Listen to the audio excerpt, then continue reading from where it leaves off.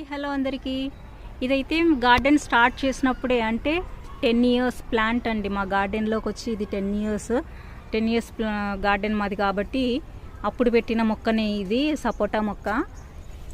Pot size చూడండి, cement pot 12 number pot ఉంటుంది. ఇది సైజ్ వచ్చేసి ఈ సైజ్ పాట్లో పెట్టాను. కానీ విపరీతమైన స్వీట్ ఉంటుందండి. ఫ్రూట్ చాలా బాగుంటుంది, చాలా స్వీట్ ఉంటుంది. ఎప్పుడు కాసినా ఇలాగే గుత్తులుగా కాస్తుందండి. మీకు చాలా వీడియోస్లో కూడా చూపించాను, కానీ ఈ 4-5 ఇయర్స్ నుంచి ఇది మొక్క చూపించట్లేదు. నేను 4-5 ఇయర్స్ నుంచి చూపించట్లేదండి. అది వరకు అయితే చూపించాను, చాలాసార్లు చూపించాను, చాలా వీడియోల్లో చూపించాను.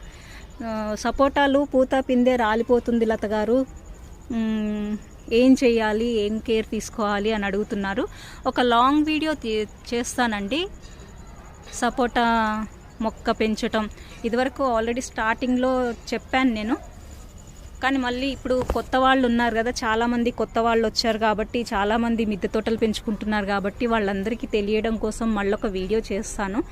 ఏ పండ్ల మొక్కకి ఏ పాట్ సైజు, ఏం కేర్ తీసుకోవాలి అని చెప్పి నేను ఒక వీడియో అన్ని ఫ్రూట్ ప్లాంట్స్కి వీడియోస్ అయితే చేస్తాను, లాంగ్ వీడియోస్ చేస్తాను. అప్పుడు మీరు అంటే టిప్స్ కూడా చెప్తాను వాటిల్లో ఎలా పెంచుకోవాలనేది. ఆ వీడియోస్ చూడండి. ఓకే అండి. మరి ఇది అంటే చాలా ఇయర్స్ అవుతుంది చూపించట్లేదని చెప్పి చేశాను ఈ వీడియో.